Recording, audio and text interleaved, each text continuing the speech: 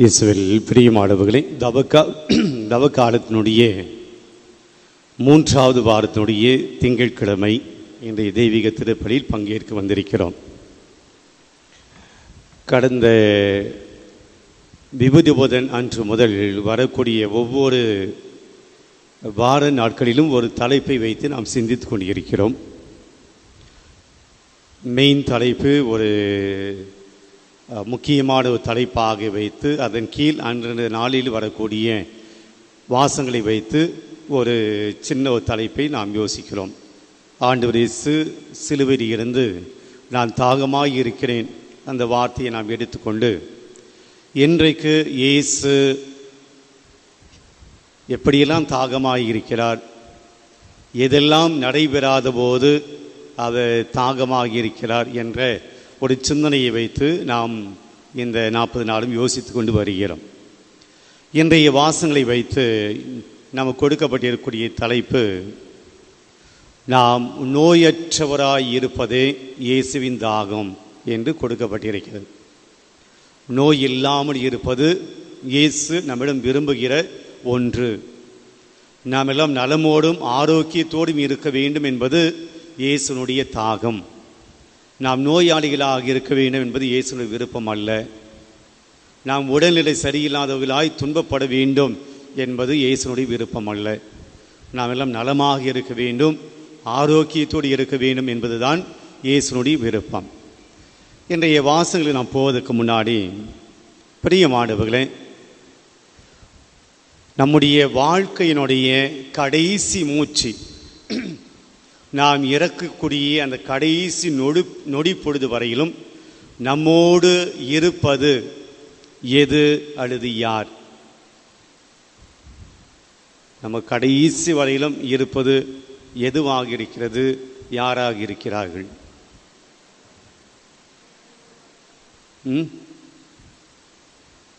ஏதோ சத்தம் வருது, அதான் கேட்க மாட்டேன். கடவுள் இருக்கிறார். ஓகே, வேறு நம்பிக்கை. ஓகே, வேறு கடைசி வரைக்கும் பார்த்தீங்களா, மனைவியெல்லாம் வரல, கணவன் வரல. அப்படியா? நல்லது. ஆனால் மனைவி சொல்ல பார்த்தீங்க, கணவன் தான் கடைசி வரைக்கும் சொல்ல. வேறு பிரியமானவர்களே, கடைசி வரையில் நம்மோடு இருப்பது நாம் பணம் நினைக்கிறோம், இல்லை. கடைசி வரையில் நாம் சேர்த்து வைக்கிற சொத்து நம்மோடு இருக்கோம், இல்லை. கடைசி வரையில் நம்மோடு இருப்பது நாம் பெற்றெடுத்த பிள்ளைகள் கிடையாது. நீங்கள் சொன்னது போல் உங்கள் கணவன் கிடையாது, உங்கள் மனைவி கிடையாது. கடைசி வரையிலும் உங்களோடு இருப்பது உங்களுடைய உடல், யோர் பாடி. நீங்கள் கடைசி சாகிற வரையிலும் உங்களோடு கூட இருப்பது உங்களுடைய உடல் தான். நம்முடைய உடல் தான் நம்மோடு இருக்கிறது. இந்த உடலை கடைசி வரையிலும் நாம் தான் தாங்கி செல்ல வேண்டும். இந்த கடைசி வரையிலும் இதை பாதுகாப்பாக வைத்திருப்பது நாமத்தான் இருக்க வேண்டும். நீங்கள் கவனிக்கலைன்னா கூட உங்கள் கணவன் தன்னை கவனிச்சுப்பார். நீங்கள் கவனிக்கலாம் கூட உங்களுடைய பிள்ளைகள் அவங்களை கவனிச்சுப்பாங்க. நீங்கள் கவனிக்கலாம் கூட உங்களுடைய மனைவி அவளை கவனிச்சுப்பாங்க. நீங்கள் கவனிக்கலைன்னா உங்கள் உடம்பு உங்களை கவனிக்காது. ஆக கடைசி வரையிலும் நீங்கள் பாதுகாப்பாக வைத்திருக்க வேண்டியது, நாம் பாதுகாப்பாக வைத்திருக்க வேண்டியது கடவுள் கொடுத்திருக்கக்கூடிய இந்த உடலை. அதனால்தான் பவுலடியார் சொல்கிறார், உங்களுடைய உடல் சாதாரணமாக நினைக்காதீங்க. உங்களுடைய உடல் கடவுள் வாடுகிற தூய் ஆவியான வாடக்கூடிய இல்லம், கோவில் சொல்கிறார். ஒரு கோயிலை நம்ம அடிக்கடி இடிக்க மாட்டோம். ஒரு கோயிலை நம்ம அசுத்தமாக வச்சுக்க மாட்டோம். ஒரு கோயிலை நம்ம குப்பையாக வச்சுக்க மாட்டோம். நம்ம போடுறது அது வேறு விஷயம். பங்கு சமயம் சுத்தம் பண்ணுவார் அப்படின்னு குப்பையை போட்டிட்டு போகிறோம். சாப்பாடு போடுகிற போது தான் அது பெரிய தொல்லையாக தான் நமக்கு இருக்குது. ஆக கோயிலை நம்ம குப்பையை போட மாட்டோம், அசுத்தம் செய்ய மாட்டோம். கோயிலை நம்ம அசிங்கமாக வச்சுக்க மாட்டோம், தூய்மையாக வைப்போம். அப்போ பவுலடி என்ன சொல்கிறாரு, அதுபோல் உங்களுடைய உடலை வைத்து கொள்ளுங்கள், அது தூய்மையாக வைத்து கொள்ளுங்கள். அப்போது கடைசி வரையிலும் நீங்கள் சாகிற வரையிலும், செத்து போனது கூட நம்ம கூட தான் இருக்கான்னு நமக்கு தெரியாது. ஆனால் சாகிற கடைசி மூச்சு இருக்கிற வரையிலும் உங்களுடைய உறவினர்கள் உங்களோடு இருக்கிறார்களா, உங்களுடைய குடும்பத்தார் உங்களோடு இருக்கிறார்களா இல்லை என்பதெல்லாம் தெரியாது. உங்களுடைய பணம் உங்களோடு வருமா வராது தெரியாது. நீங்கள் போட்டுக்கூடிய நகை நட்டுகள்லாம் உங்களோடு வருமா வராது தெரியாது. ஆனால் கடைசி வரையில் உங்களோடு இருப்பது அவருடைய உடல் தான். அப்போ அந்த உடம்பை நம்ம எந்த அளவுக்கு பத்திரமாக பாதுகாப்பாக வைத்திருக்க வேண்டும் என்பதை இன்றைக்கு ஆண்டு நமக்கு சொல்லுகிறார். பெரியமான சொல்லுவாங்க, வாய் விட்டு சிரித்தால் நோய் விட்டு போகும் என்று சொல்லுவார்கள். உலகிலேயே மிகப்பெரிய வெல்த், அதாவது ஒரு சொத்து என்னவாக இருக்கும் என்றால் சொல்லுவாங்க, என்னது, நோயற்ற வாழ்வு குறைவற்ற செல்வம் என்று சொல்லுவாங்க. எல்லாம் பழமொழியெல்லாம் நல்லா தான் இருக்குது. நம்முடைய முன்னோர்கள் எல்லாம் நல்லா தான் கொடுத்துட்டு போயிருக்காங்க. விவிலியத்தினுடைய அடிப்படையில் இன்றைக்கு இந்த உடலை நாம் எப்படியெல்லாம் கவனிக்க வேண்டும் என்பதையும் விவிலியம் சொல்லுகிறது. ஆன்மாவை மட்டுமே விவிலியம் சொல்வதல்ல, நம்முடைய உடலையும் பற்றியும் கூட விவிலியம் சொல்லுகிறது. 3 யோவான் 3ஆம் கடிதம் 1வது அதிகாரம் இறை வார்த்தை 2 ஒரு அதிகாரம் தான் இருக்கும். புதிய ஏற்பாடு யோவான் எழுதிய 3வது திருமுகம். வழக்கம் அதை நம்ம வாசிக்க மாட்டோம், அது வாசிப்போம். 1வது அதிகாரம் 2வது வசனம். யோவான் இப்படியா சொல்றார், அன்புக்குரியவரே, நீர் ஆன்ம நலத்தோடு இருப்பது போல், நீங்கள் ஆன்ம நலத்தோடு இருப்பது போல. அது என்ன சொல்றாரு, ஆன்மாவை நல்லா கவனிச்சுக்கிற இல்லையா, நீங்க ஆன்மாவை நலமாக வைத்திருப்பது போல படிங்க. உடல் நலத்தோடு இருக்கவும் அனைத்தும் இனிதே நிகழவும் வேண்டுகிறேன். அனைத்தும் இனிதே நிகழ வேண்டும் என்று வேண்டுகிறேன். நீங்க ஆன்மாவை மட்டும் நலமா வச்ச போதாது, நீ உடல் நலத்தோடும் இருக்க வேண்டும் என்று நான் கடவுளிடம் வேண்டுகிறேன் என்று யோவான் சொல்லுகிறார். உடல் நலத்தோடு இருப்பதும் ஆன்மீகம். பெரியமானவர்களே, இந்த ஆன்மாவை தாங்குவது இந்த உடல் தான். ஆகிய உடல் நலத்தோடு, ஆன்ம நலத்தோடு மட்டுமல்ல, நீ உடல் நலத்தோடு இருக்க வேண்டும் என்று நான் வேண்டுகிறேன் என்று அந்த இறைவார்த்தை சொல்லுது. விவிலியத்தில் நமக்கு தெரியும், ஆண்டவர் இயேசு எங்கெல்லாம் நோயாளிகளை பார்த்தாரோ அங்கெல்லாம் ஆண்டவர் இயேசு குணப்படுத்துகிறார். எந்த நோயாளியை வந்தாலும் நீ நோயோடு துன்பப்படு, நோயோடு இரு, நோயோடு சாகு அப்படின்னு ஆண்டவர் இயேசு எந்த நோயாளியும் விடலை. அவருடைய நோய்களை குணப்படுத்தக்கூடிய கடவுளாக இருக்கிறார்.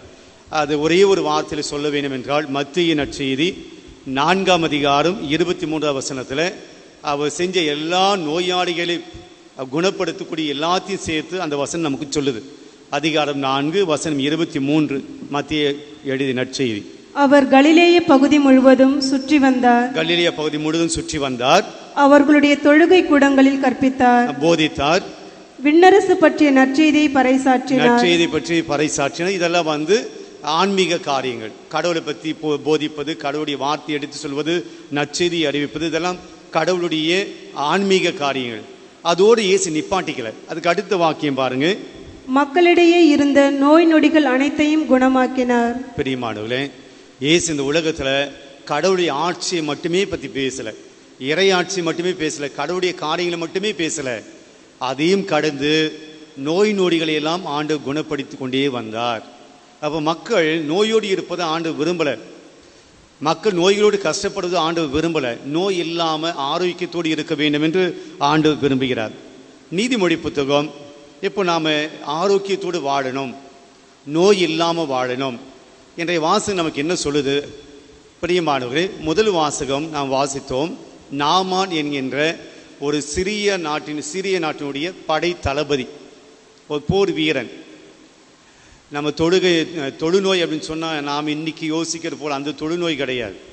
இந்த காலெல்லாம் அப்படியே இது கையெல்லாம் அப்படியே இது மடக்கி அது போல் கிடையாது. அவங்க என்ன நினச்சாங்கன்னா, உடம்புல எங்கேயாவது இந்த வெள்ளை ஸ்கின் வந்தாவே அது தொழுநோயாக பார்த்தாங்க. நம்முடைய உடலில் இருக்கக்கூடிய அந்த நிறத்துக்கு மாறாக வரக்கூடிய அது வெள்ளை படலம், அந்த வெள்ளை கலர் அது போல் வந்தாவே அதெல்லாம் தொழுநோயாக பார்த்து காலம் அது அந்த காலம். இப்போ நாமன் படை வீரன் ஒரு தொழுநோயாளி எப்படி போர் பண்ணியிருப்பார், கத்தி எப்படி பிடிச்சிருப்பார், கேடம் எப்படி பிடிச்சிருப்பார். அப்போது தொழுநோய் என்பது நாம் பார்க்கக்கூடிய அது போல இல்லை, அவருடைய உடலில் ஸ்கின் ப்ராப்ளம். இன்றைக்கி நம்ம ஸ்கின் ப்ராப்ளம் சொல்லலைங்களா, ஸ்கின் ப்ராப்ளம் நிறைய ஸ்கின் ப்ராப்ளம் இருக்குது. அதுபோல் அன்றைக்கு எந்த ஸ்கின் ப்ராப்ளம் வந்தாலும் அவர் அதை தொழுநோயாகத்தான் பார்த்தார்கள். இப்போ நாமானுக்கு ஒரு ஸ்கின் ப்ராப்ளம். இப்போ படை தலைவன் இப்போது அதை குறித்து அவன் கவலைப்படுகிறான்.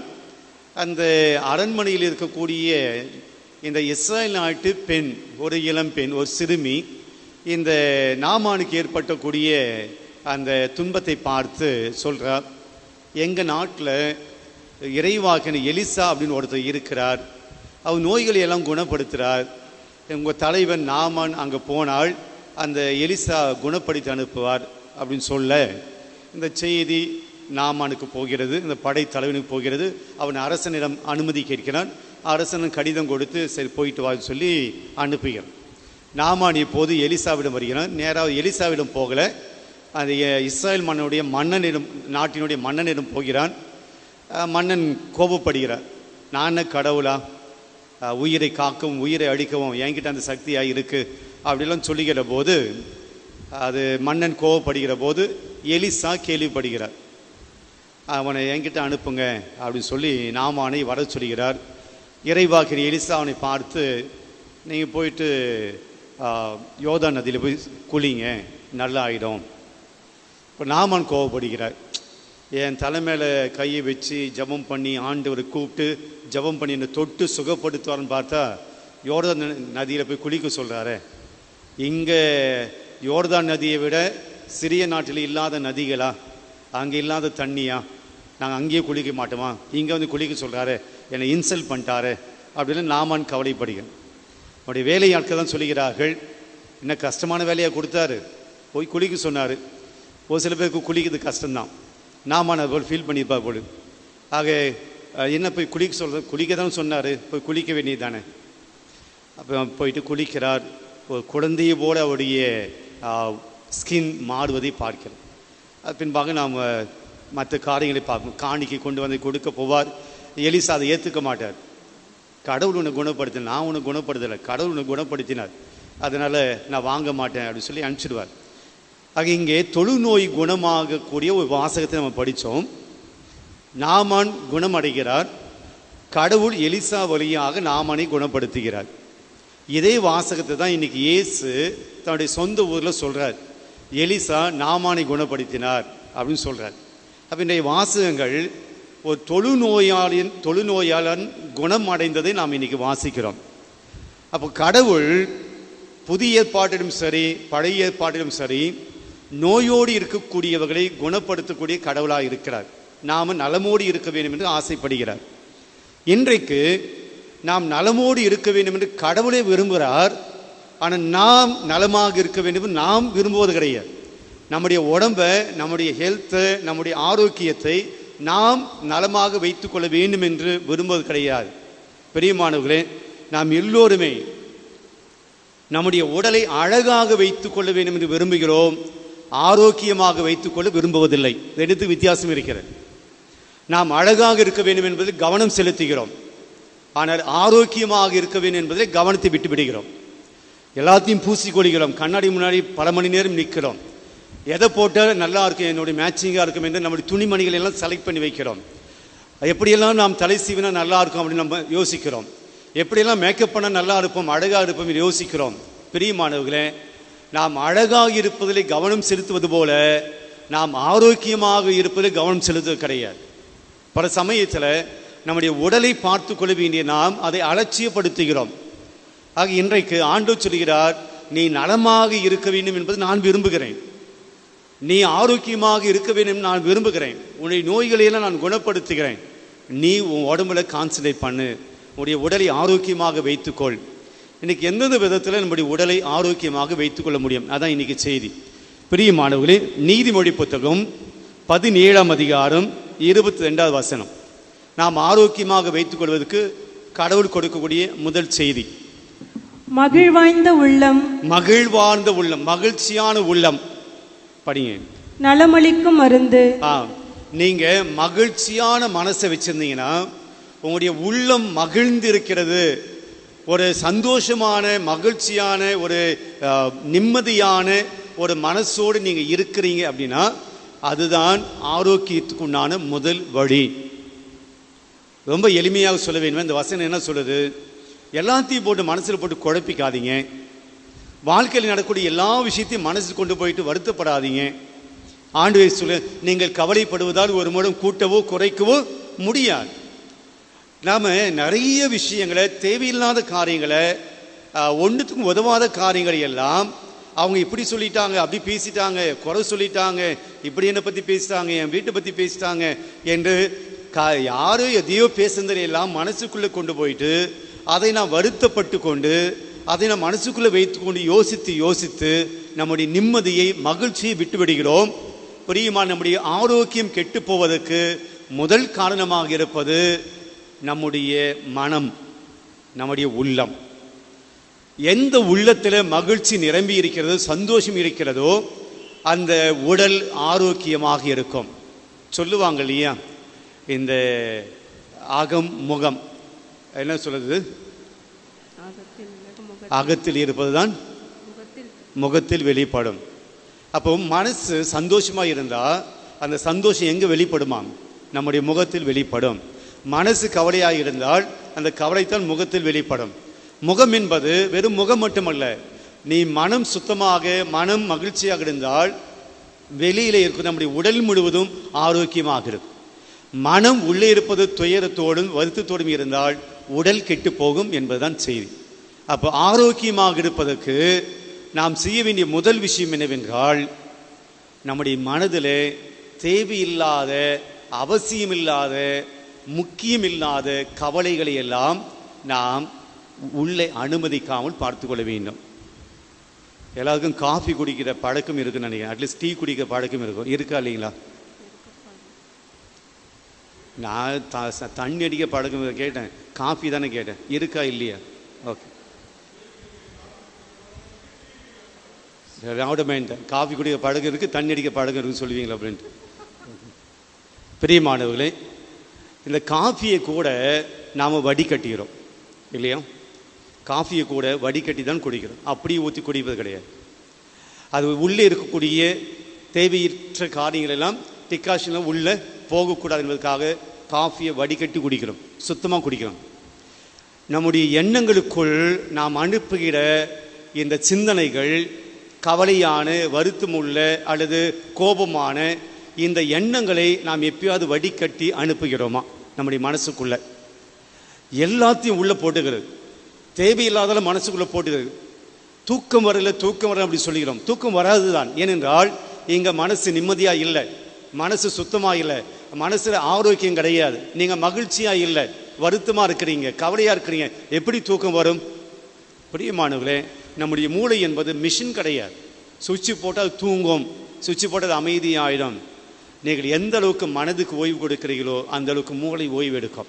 அப்போ நான் என்ன சொல்ல வரேன் அப்படின்னா, உங்களுடைய மனதுக்குள்ளே போகக்கூடிய சிந்தனைகளை கட்டுப்படுத்துங்கள். எல்லா துக்கத்தையும் உள்ள அனுப்பாதீங்க, எல்லாவற்றையும் மனதை காயப்படுத்தக்கூடிய விஷயமா மாற்றிக்காதீங்க. எல்லா சின்ன சின்ன விஷயங்களையும் கூட மனதுக்குள்ளே கொண்டு போயிட்டு அது ஒரு வேதனையோடு, ஒரு துன்பத்தோடு வாழக்கூடிய சூழ்நிலை ஏற்படுத்திக்காதீங்க. ஃபில்டர் யுவர் தாட்ஸ் அப்படின்னு சொல்கிறாங்க. Filter your thoughts, filter the decoction மட்டும் கிடையாது, ஃபில்டர் யுவர் தாட்ஸ். எது எனக்கு வேணும், எது வேண்டாம், இதை எடுத்துப்பேன், இது தேவையில்லை, இது என் வாழ்க்கைக்கு தேவையில்லை, இது உடம்புக்கு தேவையில்லை, என் குடும்பத்துக்கு தேவையில்லை, இது என்னுடைய சிந்தனைக்கு தேவையில்லை, விட்டுவிட வேண்டும். ஆக இன்னைக்கு வசனம் என்ன சொல்லுது? மகிழ்ச்சியான உள்ளம் அதுதான் நமக்கு மருந்து. நம்முடைய உடல் நன்றாக இருக்க வேண்டும் என்றால் மகிழ்ச்சியான எண்ணங்கள், மகிழ்ச்சியான சிந்தனைகள், ஆரோக்கியமான சிந்தனைகள் அவசியம் தேவை. அப்போ நம்ம என்ன வாசிக்கிறோம், நம்ம என்ன பார்க்குறோம், நம்ம என்ன வாட்ச் பண்ணுறோம், இது எல்லாமே முக்கியம். நீங்கள் கவலையானது, துக்கமானது, சீரியல் அழுது கொண்டே இருக்கக்கூடிய அந்த காரியங்கள் நீங்கள் பார்த்து கொண்டே இருந்தால் அந்த அழுகை அவங்களுக்கு மட்டும் கிடையாது, அந்த துக்கம் நம்மை பாதிக்கிறது. நீங்கள் இரவு படுப்பதற்கு முன்பாக அழுகிற காரியங்கள், வருத்தப்படக்கூடிய காரியங்கள், கோபத்தை ஏற்படுத்தக்கூடிய காரியங்கள், டென்ஷன் ஏற்படுத்தக்கூடிய காரியங்கள், உங்களை பாதிக்கக்கூடிய காரியங்கள் நீங்கள் வாட்ஸ்அப்லேயே டிவிலேயே பார்க்கிற போது உங்களுடைய உறக்கம், உங்களுடைய ஓய்வு பாதிக்கப்படுகிறது. அப்போ சொல்கிறாங்க, நீங்கள் படுக்கை செல்வதற்கு முன்னாடி குறைந்தபட்சம் 2 மணி நேரமாவது நீங்கள் எதையும் பார்க்கக்கூடாது. அது மிக குறிப்பாக உங்களை கவலைப்படுத்தக்கூடிய, உங்களை காயப்படுத்தக்கூடிய, கோபத்தை ஏற்படுத்தக்கூடிய, எமோஷனல் ஆக்கக்கூடிய எதையும் நீங்கள் பார்க்கக்கூடாது. நம்ம அதெல்லாம் பார்த்துட்டு அப்புறம் தூங்கணும், எங்கே தூக்கம் வரும்? பிரியமானவர்களே, மனசை ஃப்ரீயாக வச்சுக்கிங்க. இதுதான் முதல் செய்தி. ரெண்டாவது, இன்றைக்கு உடல் ஆரோக்கியமாக வைத்துக் கொள்வதற்கு உடல் சம்பந்தமான காரியங்கள் ஒரு 3 தேவை. ஒன்று, உணவு ஹேபிட், உணவு பழக்கம். இன்றைக்கு மிக மிக கவனம் செலுத்த வேண்டிய ஒரு விஷயம் உணவு பழக்கம். அதிகமாக சாப்பிட்றோம், கம்மியாக சாப்பிட்றோம், அதெல்லாம் நான் பேசலை. சாப்பிட்றோமான்னு தான் பிரச்சனை. இன்னைக்கு சாப்பிட்றோமா, நேரத்தோடு சாப்பிடுமா, இதுதான் பிரச்சனை. இன்றைக்கு நேரத்தோடு சாப்பிடக்கூடிய பழக்கத்தை நாம் விட்டுவிட்டோம். என்ன சாப்பிட்றது வேறு விஷயம். நேரத்தோடு நாம் உண்கிறோமா? பிரியமான, நீங்கள் உழைப்பது உங்களுக்காக, நீங்கள் கஷ்டப்படுவது உங்களுக்காக, நீங்கள் அவ்வளவு வேலை செய்வது உங்களுக்காக. ஆனால் உங்களுடைய உடலை பாதித்து கொண்டு, உங்களுடைய உடலை கெடுத்து கொண்டு, உங்களுடைய உடல் நோய்வாய்ப்படக்கூடிய அளவிலே உங்களுடைய உடலை விட்டுவிட்டு ஏன் உழைக்க வேண்டும்? அப்படியே சம்பாதிக்கணும்? உங்களுடைய உடலை பாதிக்கக்கூடிய விஷயத்தை ஏன் நம்ம செஞ்சுட்டு இருக்கணும்? அப்போது என்னுடைய உணவு அல்லது என்னுடைய உறக்கம், என்னுடைய ஓய்வு என் உடம்புக்கு ரொம்ப அவசியம். அதை நம்ம சரியாக கொடுக்கணும். உடலை பட்டினி போட்டு, உடலை பாதித்து அல்லது உடலை வருத்தப்பட செய்து, உடலுக்கு தேவையானது கொடுக்காம நீ பணம் சம்பாதிச்சு என்ன பிரயோஜனம்? அந்த பணத்தை நம்ம ஹாஸ்பிட்டல் தான் கொடுக்க போகிறோம்.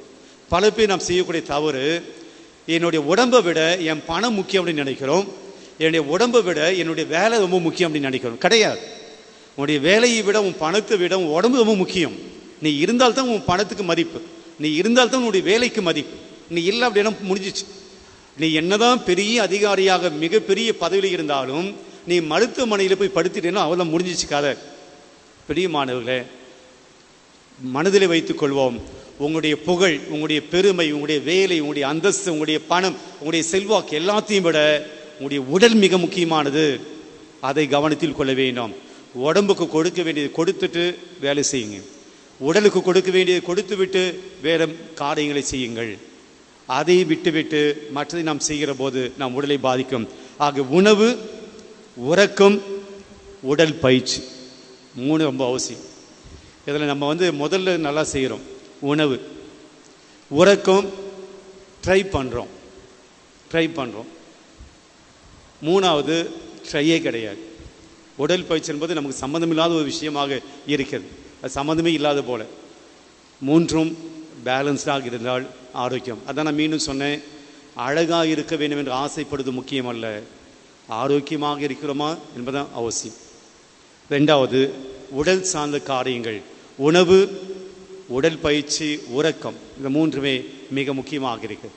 அடுத்ததாக நம்ம கவனிக்காம நம்முடைய உடலை பாதிக்கக்கூடிய மிக முக்கியமான ஒன்று என்னவென்றால் நம்முடைய உறவுகளில் இருக்கக்கூடிய பிரச்சனைகள். அதாவது ரிலேஷன்ஷிப். அன்பை நாம் எதிர்பார்க்கிறோம், அன்பு கிடைக்கல. பாசத்தை எதிர்பார்க்கிறோம், பாசம் கிடைக்கல. நல்ல நட்பை எதிர்பார்க்கிறோம், கிடைக்கல.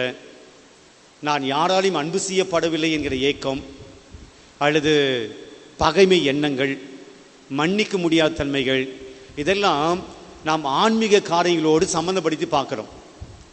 அதாவது மன்னிப்பு அது ஆன்மீக காரியம், அன்பு அது ஆன்மீக விஷயம், இரக்கம் அது ஆன்மீக விஷயம். பெரியமானவர்களே, அது ஆன்மீக விஷயம் கிடையாது, அது ஆன்மீக விஷயம் கூட. இது எல்லாமே உடம்பு சம்பந்தப்பட்ட விஷயம்.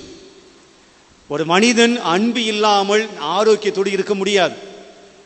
ஐ லவ்ட் பை சம்படி, இந்த எண்ணம் நமக்கு இருக்கும். என்னை யாரோ அன்பு செய்கிறார்கள், நான் அன்பு செய்யப்படுகிறேன், நான் அன்பு செய்வதற்கு எனக்கு ஆட்கள் இருக்காங்க, மற்றவர்களால் நான் அன்பு செய்யப்படுகிறேன். இது உடலை பாதிக்கக்கூடிய விஷயம், அது ஆன்மாவை மட்டும் கிடையாது. அன்பு, மன்னிப்பது, நான் மன்னிக்காம மனசுல நிறைய பேரை பற்றி தப்பான எண்ணங்கள், பொறாமைகள், பழி வாங்குற எண்ணங்கள், இது ஆன்மா சம்பந்தப்பட்ட விஷயம் மட்டும் கிடையாது, இது உடல் சம்பந்தப்பட்ட விஷயம். அது உங்களை பாதிக்கும்.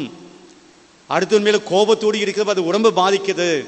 ஸ்ட்ரெஸ் வருது, பிளட் பிரஷர் வருது, நோய்கள் வருகிறது, இதய நோய்கள் வருகின்றன, இதெல்லாம் மருத்துவம் சொல்லுகிறது.